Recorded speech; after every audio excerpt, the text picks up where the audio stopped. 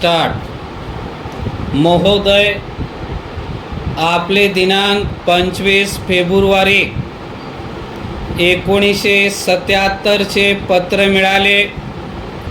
बृहन्मुंबई शिधा वाटप कार्यालयातील हजारो कर्मचाऱ्यांना कामावरून कमी करण्यात आले, अशी जी आपली समजूत आहे ती बरोबर नाही। वस्तुस्थिती अशी आहे की शिधा वाटप कार्यालयातील कोणत्याही कर्मचाऱ्याला कामावरून कमी करण्यात आलेले नाही। तेव्हा तेथील कर्मचाऱ्यांवर बेकारीचे संकट कोसळले आहे असे म्हणणे योग्य होणार नाही। मुंबई शिधा वाटप कार्यालय हे एका विवक्षित परिस्थितीत अन्नधान्याचे वितरण करण्याची जबाबदारी पार पाडण्याकरिता निर्माण केले गेले व ते तात्पुरत्या स्वरूपाचे कार्यालय आहे।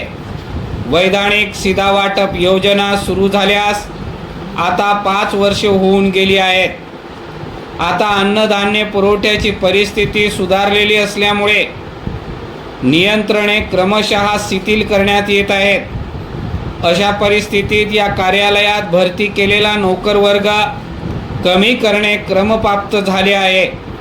ही परिस्थिती विचारात घेऊन अतिरिक्त कर्मचाऱ्यांना पूर्वसूचना म्हणून सेवा योजन कार्यालयामार्फत पर्यायी नोकऱ्या मिळविण्यासाठी नावे नोंदविण्यास सुचवण्यात आले आहे। शिधा वाटप कार्यालयात काम केल्याबद्दलचा दाखलाही त्यांना देण्यात आलेला आहे।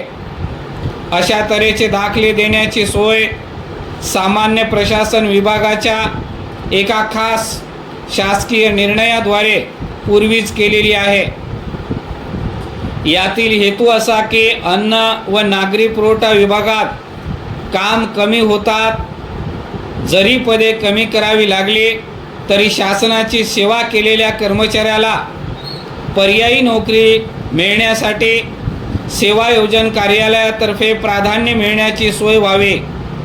याच पद्धतीने नागपूर, पुणे व सोलापूर येथील शिधा वाटप कार्यालयातील नोकर वर्ग कमी करण्यात आला।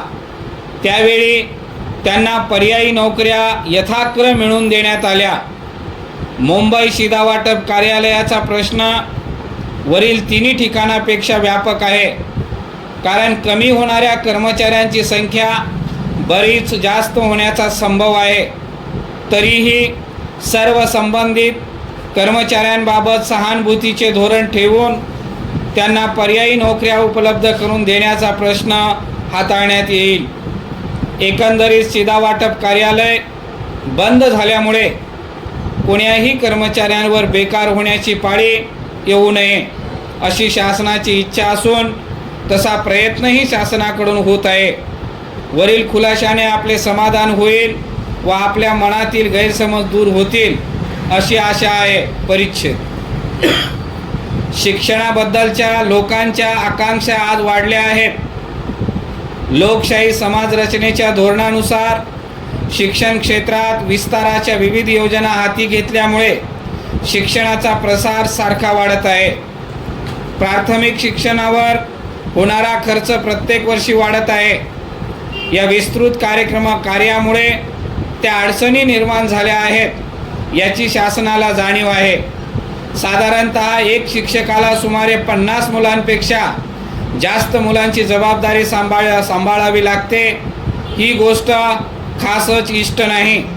तसेच शिक्षकांना होणारे मार्गदर्शन, शाळांची तपासणी आणि शिक्षणाची साधनसामग्री या बाबतीत ज्या उणिवा आहेत त्या भरून काढावयाच्या आहेत। ज्या भागात शिक्षणाची सोय नाही तेथे शाळा स्थापन करणे, एक शिक्षकी शाळेत आवश्यक त्या सुधारणा करणे, जास्तीत जास्त विद्यार्थी कसे उत्तीर्ण होतील याविषयी प्रयत्न करणे, या समस्या अद्याप सुटावयाच्या आहेत। शाळेतून मुलांची संख्या जशी वाढत आहे तशीच मुलींचीही संख्या वाढणे आवश्यक आहे व त्या दृष्टीने प्रयत्न झाले पाहिजेत। तसेच मागासलेल्या वर्गातील विद्यार्थ्यांकरिता अधिक जिव्हाळ्यानं व अगत्यानं लक्ष देऊन आपल्याला त्यांचा विकास साधावयाचा आहे।